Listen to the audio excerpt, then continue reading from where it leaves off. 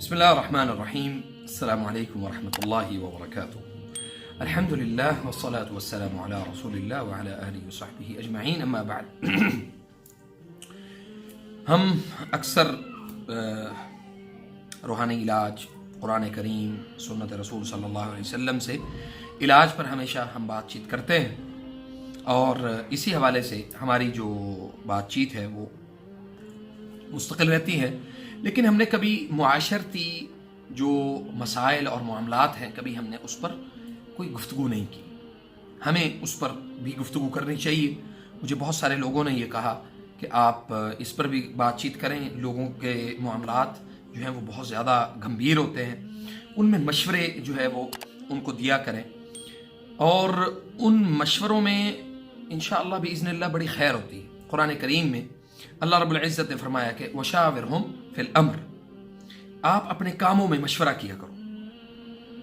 تو انشاءاللہ بإذن اللہ یعنی اگر ہمارے مشورے میں آپ کے لیے خیر ہو تو ہمیں بھی ضرور اپنی دعاؤں میں یاد رکھا کریں، اور اسی طرح ہمیں بتائیں کہ ہمیں آپ اپنے مسائل ہمیں بتائیں، واٹس ایپ پر بتائیں. ہم اس کے مطابق جو ہے وہ آپ کو جو مسائل ہوں گے اس پر انشاءاللہ آگاہی جو ہے وہ دیا کریں گے انشاءاللہ.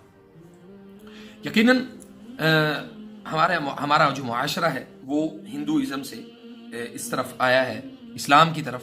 تو ہماری اقدار میں، ہماری روایات میں اور ہمارے معاملات میں ایسی چیزیں شامل ہیں جن کو اپنے آپ سے دور کرنا جو ہے یہ ہمارے لیے بہت مشکل ہوتا جا رہا ہے. اور یقیناً اس کی جو سب سے بڑی وجہ ہے وہ شریعت مطہرہ، نبی کریم صلی اللہ علیہ وسلم کی جو شریعت ہے اس سے دوری. جب ہم ان چیزوں کو اختیار کریں گے تو انشاءاللہ ہمارے لیے خیر کے، عمل کے، آسانیوں کے اللہ تعالی ہمارے لیے دروازے کھولے گا. تو آج کا جو ہمارا جو ٹاپک ہے وہ ہمارا ٹاپک بڑا ہی سمپل ہے کہ ہسبینڈ اور وائف، ان دونوں کے درمیان اگر لڑائی جھگڑا ہو جائے یا مسائل پیدا ہو جائے تو ان مسائل میں سے نکلنے کا طریقہ کار کیا ہے. دیکھیں، سب سے پہلے ہمیں اس بات کا خیال رکھنا چاہیے کہ اللہ تعالیٰ نے قرآن کریم میں ارشاد فرمایا کہ وَجَعَلَ لَكُمْ أَزْوَاجًا، ہم نے تمہیں جوڑا بنایا، یعنی ہسبینڈ وائف میں تمہیں یعنی اکٹھا کر دیا. لِتَسْكُنُوا إِلَيْهَا، تم ایک دوسرے سے سکون حاصل کرتے.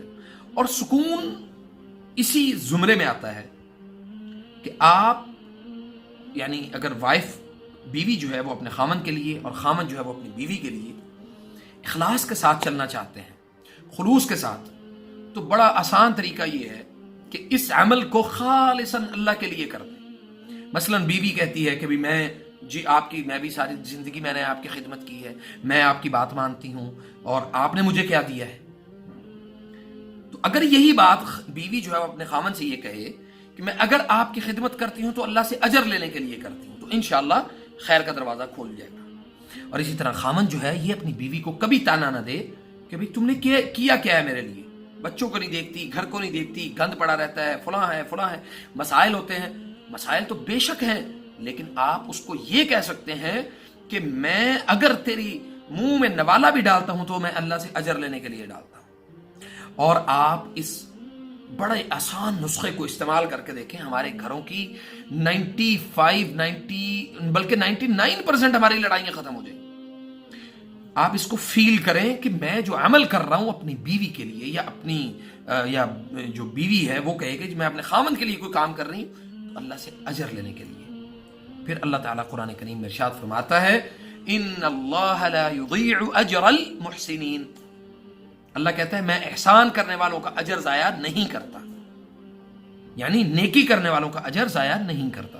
تو آپ یقیناً نیکی کریں، اور اس نیکی کو اللہ تعالیٰ کی رضا کے لیے، اپنے معاملات میں بہتری کے لیے، اللہ سے اجر لینے کے لیے، اللہ تعالیٰ کے ساتھ اس معاملے میں کہ یا اللہ تو نے میرے لیے آسانی پیدا کرنی ہے، تو اللہ سے اجر لینے کے لیے آپ یہ اپنے تمام اعمال صالحہ کو اللہ سے اجر لینے کے لیے اختیار کریں، نہ کہ آپ کسی کے اوپر احسان کر رہے ہیں.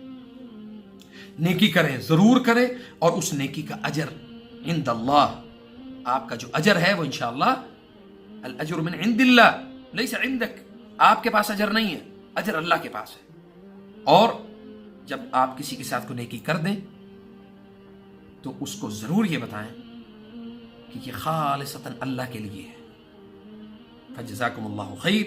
السلام علیکم ورحمۃ اللہ وبرکاتہ.